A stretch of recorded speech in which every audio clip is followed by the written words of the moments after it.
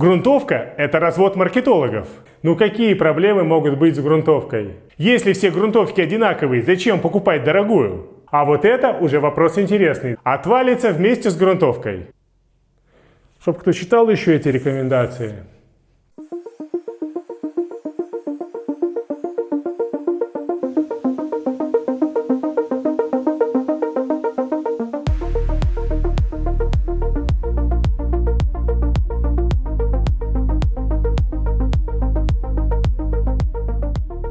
Топ-10 вопросов о грунтовке.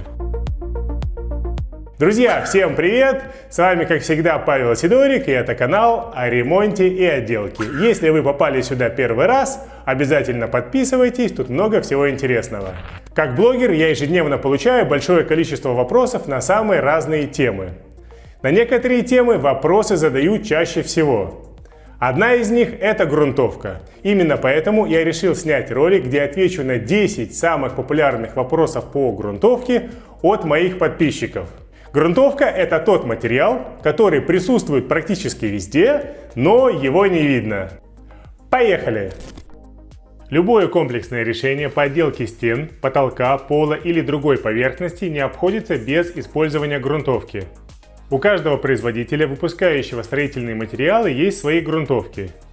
Я уже, наверное, на протяжении 10 лет в большинстве задач использую грунтовку Ceresit CT17. Грунтовка глубокого проникновения. Поэтому на примере этой грунтовки и буду отвечать на вопросы. Грунтовка – развод маркетологов? Раньше же строили без грунтовки?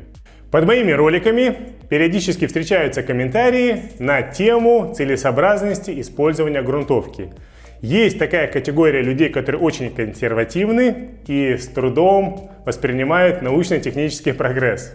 Раньше, в частности в советское время, строили без грунтовки, но и качество строительства было гораздо хуже, чем сейчас. Во-вторых, строители даже раньше всегда испытывали потребность в каком-то адгезионном составе, поэтому мешали ПВА с водой, добавляли бустилат или еще что-то, или делали обрызки из цемента, но всячески пытались сделать лучшее сцепление материала с поверхностью.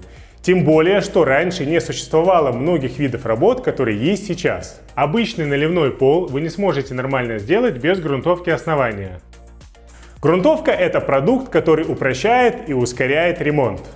Она является связующим звеном между основанием и последующим наносимым материалом – штукатурка, клей и так далее.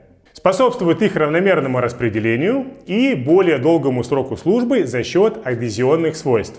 Грунтовка связывает частички пыли, имеющиеся на поверхности, тем самым значительно повышая адгезионные свойства. Также грунтовка уменьшает впитываемость основания. Если вы наносите материал на какое-то старое основание, например, кирпич, то из материала очень быстро вытягивается вода. Соответственно, он не набирает полную прочность и просто растрескивается. Вот простой пример. Смотрите, как быстро впитывается вода в кирпичную стену.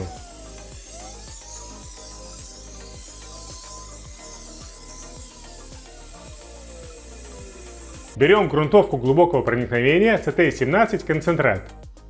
Разбавляю ее по инструкции. Затем в 2 слоя наношу на кирпичную стену. После того, как грунтовка высохла, теперь давайте посмотрим. Этот кирпич я грунтовал 2 раза, этот не грунтованный. Насколько уменьшилась впитываемость.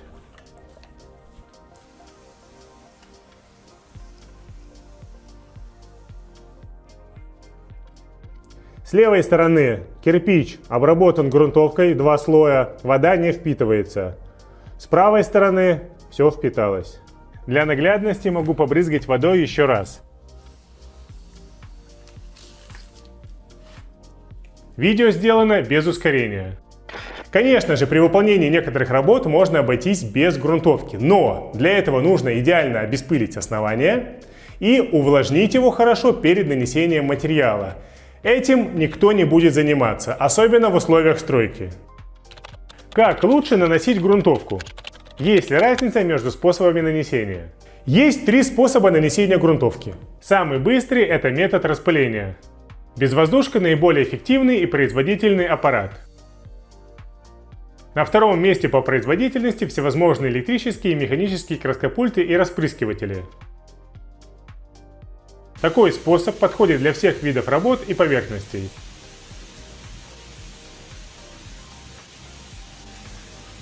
Из недостатков можно выделить то, что нужно заклеивать пленкой все, что может испортиться от грунтовки.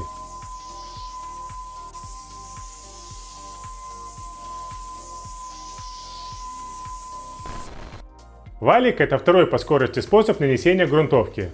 Самый простой способ – это обычный валик. Но если у вас стена текстурная, как у нас кирпич, то лучше использовать валик с большим ворсом, мохнатый. Не надо ничего заклеивать, раскатка или ведро, валик и наносите на стены. Способ, в принципе, нормальный, но не самый быстрый. Гораздо быстрее наносить пульверизатором. А вот что касается пола, то на полу удобнее наносить грунтовку валиком. Не нужно ничего заклеивать пленкой.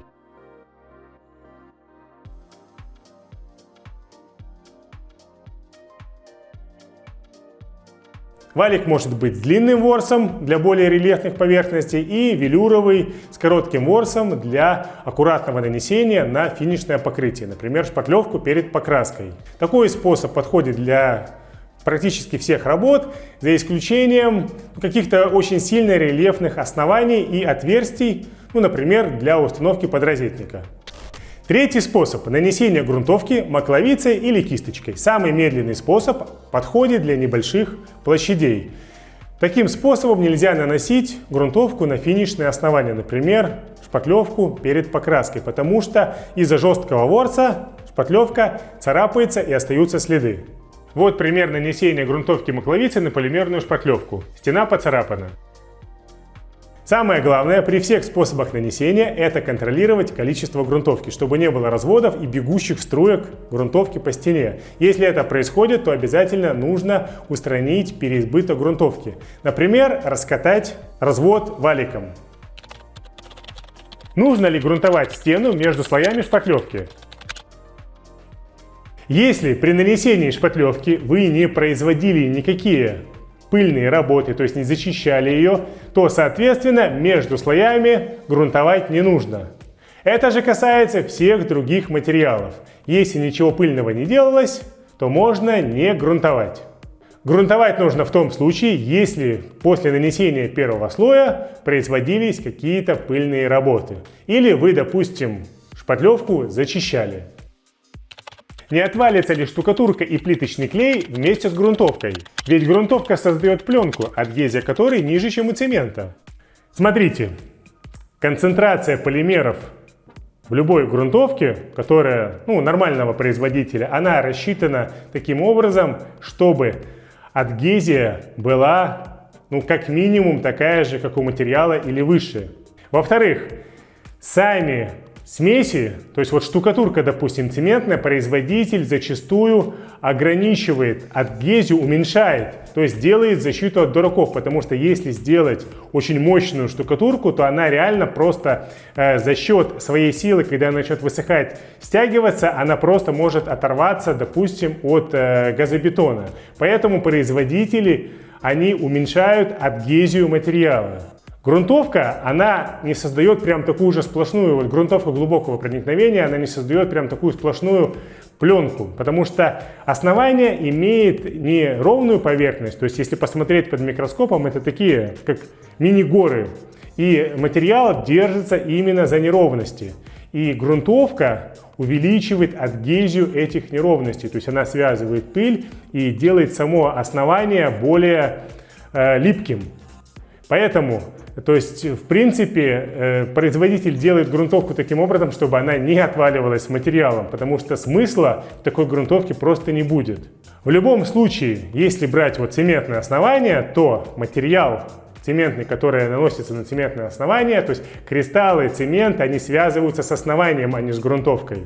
В случаях, когда основание особо гладкое, бетон, монолитное основание, то стоит использовать адгезионную грунтовку по типу бетон-контакта. Кстати, самый быстрый способ нанесения бетон-контакта, который я для себя определил, это при помощи компрессора и текстурного пистолета. Результат получается быстрый и качественный. Можно ли заменить грунтовку разбавленным ПВА?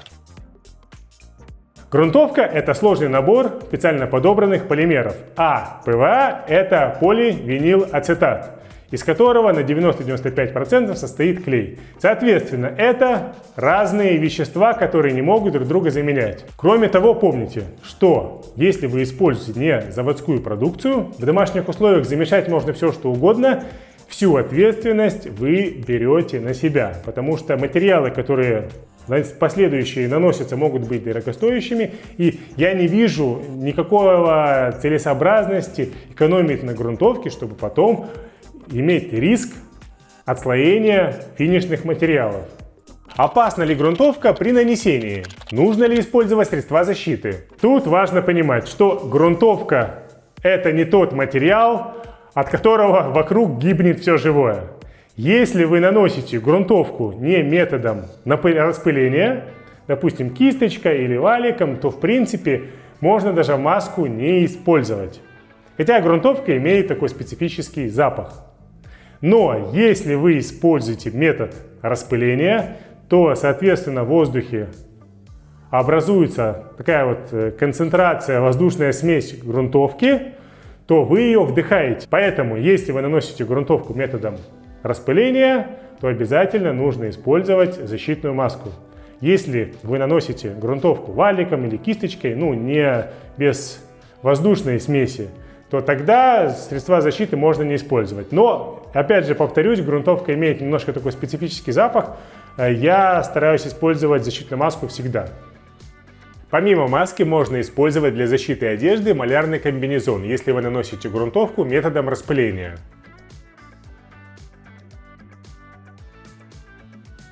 Больше грунтовки значит лучше. В чем опасность стеклянной поверхности? Во-первых, перед нанесением грунтовки на поверхность важно знать, какая у вас поверхность. Поверхности бывают сильно впитываемые, средне впитываемые и не впитываемые. Поэтому производитель на банке с грунтовкой, на канистре, у него есть табличка, каким образом, как наносить грунтовку, на какие основания. Если это пористые основания, то грунтовка наносится сначала разбавленная, потом нормальной концентрации, чтобы создать нормальную поверхность с хорошим адгезионными свойствами. Если у вас основание не впитываемое, допустим, какой-то там монолит, и вы 10 раз нанесете грунтовку, то, соответственно, может образоваться реально такая вот пленка из грунтовки, как полиэтилен. И этот полиэтилен, за счет того, что это сплошная пленка, может реально отвалиться с материалом, который наносится на стену. Поэтому, соответственно, во-первых, читайте инструкцию, как и сколько слоев правильно наносить, а во-вторых, не переусердствуйте. Больше не значит лучше. Делайте строго по рекомендации производителя. Чтобы кто читал еще эти рекомендации. Короче, нужно быть осторожным с основаниями слабо впитывающими и не впитывающими. Потому что если это пористое основание, блок газосиликатный, вы заколебетесь наносить туда грунтовку, чтобы там образовалась пленка. Зачем покупать дорогую, если все грунтовки одинаковые? Грунтовки друг от друга отличаются содержанием активных веществ, а именно количеством и качеством полимеров, а также сухим веществом.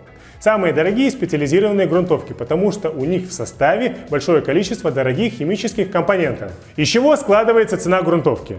Во-первых, это количество и качество компонентов. Второе – это испытания и сертификация, которые проводит производитель.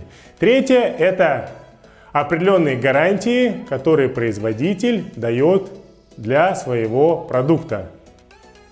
Из этих трех компонентов складывается цена грунтовки. Если вы берете с полки самую дешевую грунтовку, то и, соответственно, результат может быть точно такой же.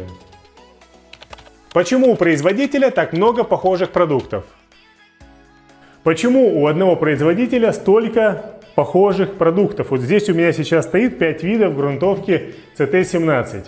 Хотя на самом деле их может есть больше, это то, что мне удалось найти.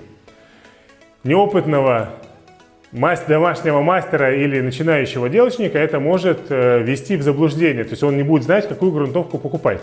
Смотрите, чем они все отличаются. Во-первых, у производителя есть заводы в разных странах. Есть завод в Беларуси, есть завод в России, есть, возможно, завод в Украине, где-то в Европе. То есть, очень много заводов. И все они выпускают продукцию со своим дизайном. Вот эти вот две канистры – это белорусское производство. Эти канистры и вот это маленькое – это российское производство. Как выглядит продукция в Украине, я не знаю. Кстати, напишите, кто работает. Второй момент. Грунтовка отличается по степени концентрации. Есть грунтовка полностью готовая к применению, а есть грунтовка в какой-то концентрации, то есть куда нужно добавлять воду. Вот здесь вот, допустим, концентрат 1 к 9. Если вы наливаете сюда 9 частей воды, вы получаете, соответственно, грунтовку полностью разбавленную. В Беларуси выпускаются варианты концентрата 1 к 2, концентрата 1 к 3, то есть есть различные варианты. И третий момент – это все-таки маркетологи, которые работают. Они все-таки не зря едят свой хлеб. И они всячески придумывают варианты упаковки, чтобы она была яркая, чтобы ее хотелось купить. Если подвести в конечном итоге, то грунтовка получается одинаковая, одного и того же качества, просто в различных вариациях. Поэтому какую бы вы грунтовку ни купили, она будет нормальной. Единственное, что ее следует использовать по инструкции, в частности разводить. Существует ли универсальная грунтовка для всех работ? Если рассматривать самый универсальный продукт, это все-таки грунтовка глубокого проникновения, потому что реально она практически подходит под все задачи. Ну что, в общем-то теперь вы все знаете про грунтовку. Ролик подошел к концу. Если вам понравилось, то, конечно же, ставьте лайк, подписывайтесь на канал, пишите комментарии. Желаю всем хорошего настроения. До новых встреч!